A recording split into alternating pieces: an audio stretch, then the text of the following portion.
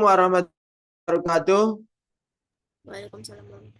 Puji syukur kita ucapkan kepada Tuhan Yang Maha Esa yang telah memberi kita dan kesempatan untuk dapat berhadir pada perkuliahan kita pada kali ini. Selawat dan salam kita ucapkan kepada Nabi kita, Nabi Muhammad Rasulullah Shallallahu Alaihi Wasallam yang berupa doa. Kami dari kelompok 9 ingin mempresentasikan hasil diskusi kami tentang teori belajar humanistik dan penerapan dalam pembelajaran. Di sini kami dibantu oleh dosen pengampu yaitu Ibu Rahmi Dwi Febriani SPD MPD. Kami yang beranggotakan saya sendiri Wira Yuda Pratama dengan NIM 23033091 dan rekan saya Fikri Fawas dengan NIM 23033098 dan rekan saya Hefni Amelia Putri dengan NIM 23033017. Pada kali ini kami akan membahas tentang pengertian belajar menurut teori humanistik. Pengertian humanistik berasal dari kata human atau alinsa yang berarti manusia. Teori belajar humanistik menekankan pada pengalaman subjektif, pertumbuhan pribadi, dan makna dalam belajar, alih-alih fungsi pada proses belajar secara mekanis. Teori ini lebih tertarik pada bagaimana individu memahami dan merasakan dunia serta bagaimana mereka membangun makna dalam proses belajar. Materi selanjutnya, teori belajar humanistik menurut ahli. Ini akan dijelaskan oleh rekan saya, Hipni Amelia, kepada saudari tersebut. Dipersilahkan. Baik, terima kasih kepada moderator. Selanjutnya yaitu teori belajar humanistik menurut ahli. Yang pertama ada dari Arthur Combs, yang mana yaitu teori belajar humanistik ini uh,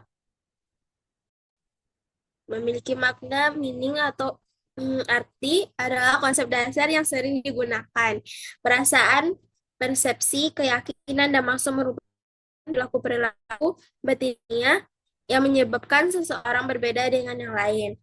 Adapun memahami orang lain, seseorang harus melihat dunia lain tersebut, mana ia berpikir dan merasa tentang dirinya.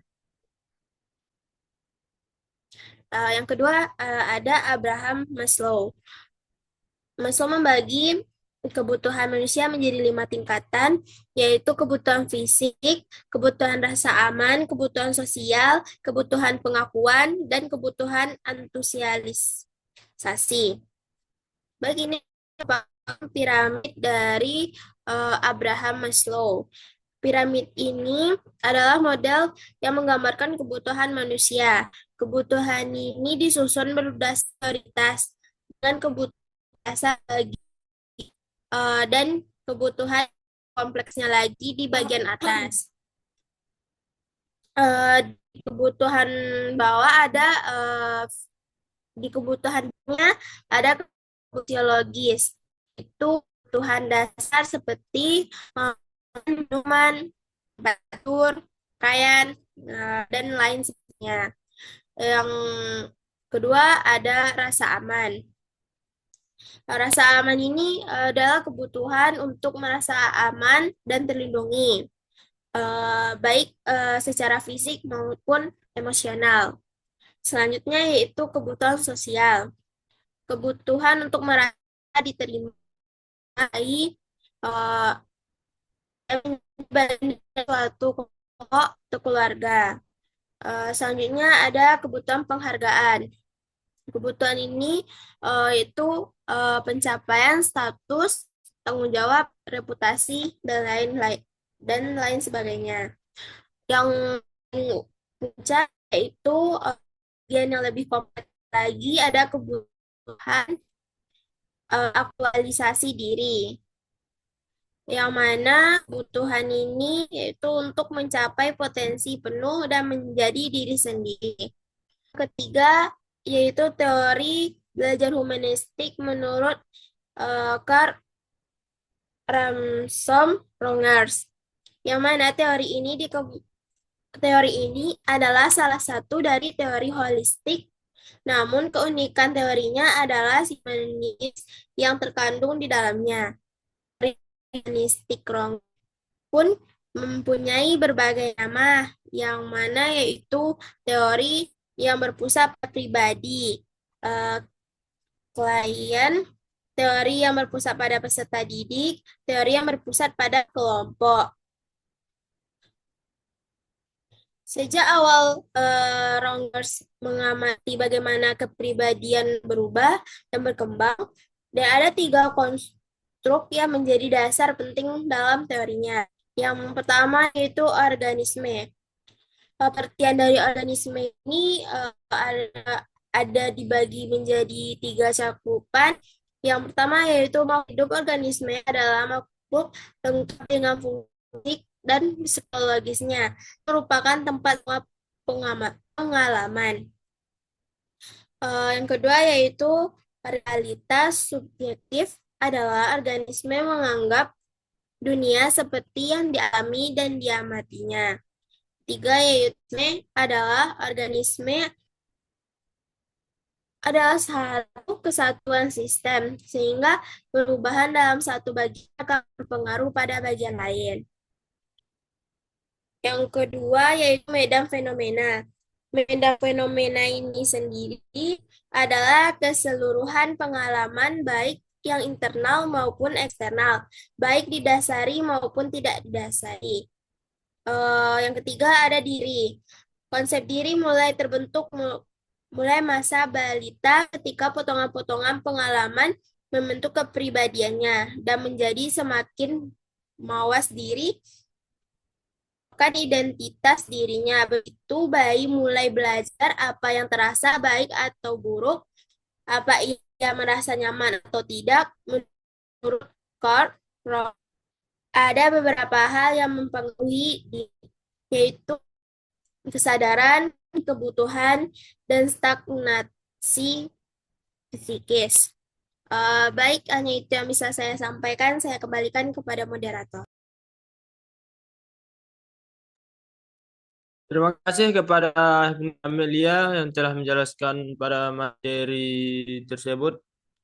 Selanjutnya materi selanjutnya tujuan belajar menurut teori humanistik.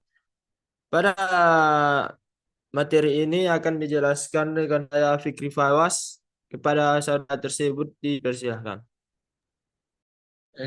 Baik, terima kasih kepada moderator.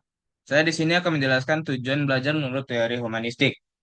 Menurut teori humanistik, tujuan belajar adalah untuk memanusiakan manusia. Proses belajar dianggap berhasil jika si pelajar memahami lingkungannya dan dirinya sendiri. Peserta didik dalam proses belajarnya harus berusaha agar lambat laun ia mampu mencapai aktualisasi diri dengan sebaik-baiknya. Teori belajar ini berusaha memahami perilaku belajar dari sudut pandang pelakunya, bukan dari sudut pandang pengamatnya. Selanjutnya ada proses pembelajaran menurut teori humanistik. Proses pembelajaran berdasarkan teori humanistik cenderung mendorong peserta didik untuk berpikir induktif. Teori ini juga amat mementingkan faktor pengalaman dan keterlibatan peserta didik secara aktif dalam belajar. Pendekatan humanistik mengutamakan peranan peserta didik dan berorientasi pada kebutuhan. Menurut pendekatan ini, materi atau bahan ajar harus dilihat sebagai totalitas yang melibatkan orang secara utuh, bukan sekedar sebagai sesuatu yang intelektual semata-mata. Peserta didik adalah manusia yang mempunyai kebutuhan emosional, spiritual, maupun intelektual. Selanjutnya ada guru sebagai fasilitator bagi peserta didik psikologi humanistik, memberi perhatian atas guru sebagai fasilitator. Berikut ini adalah berbagai cara untuk memberi kemudahan belajar dan berbagai kualitas fasilitator, yaitu memberi perhatian kepada penciptaan suasana awal, situasi kelompok, atau pengalaman kelas. Pertama ada fasilitator membantu untuk memperoleh dan memperjelas tujuan-tujuan. Kedua, fasilitator mempercayai adanya keinginan dari masing-masing peserta didik untuk melaksanakan tujuan-tujuan yang bermakna bagi dirinya. Yang ketiga, fasilitator menempatkan dirinya sendiri sebagai suatu sumber yang fleksibel untuk dapat dimanfaatkan oleh kelompok.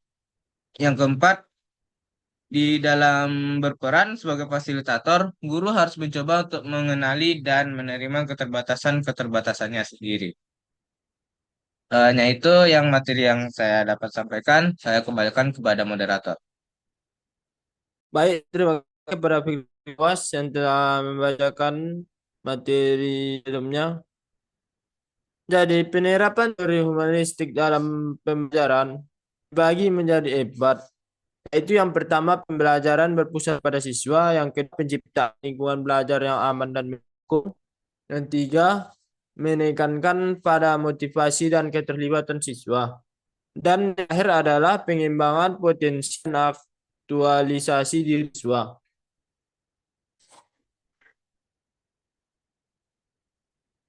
Jadi kesimpulannya ada satu, proses belajar harus dimulai dan ditunjukkan untuk kepentingan manusia itu sendiri.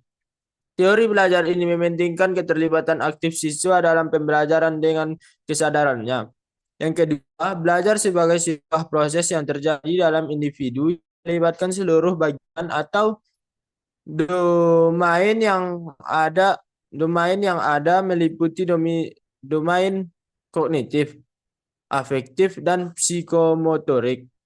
Teori humanistik lebih menekankan pada domain efektif.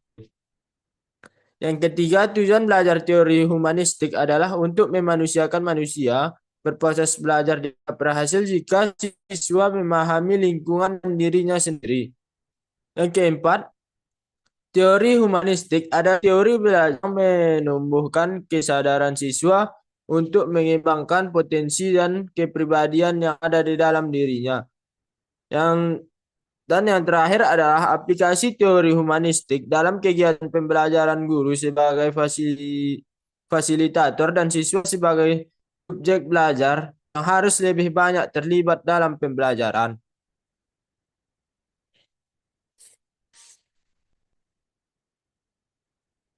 Baik, hanya yang dapat kami sampaikan. Saya akan menutupnya dengan sebuah pantun. Siang-siang pergi ke, jangan lupa beli alpukat. Sekian presentasi kelompok kita. Semoga bisa bermanfaat. Assalamualaikum warahmatullahi wabarakatuh. Waalaikumsalam warahmatullahi wabarakatuh.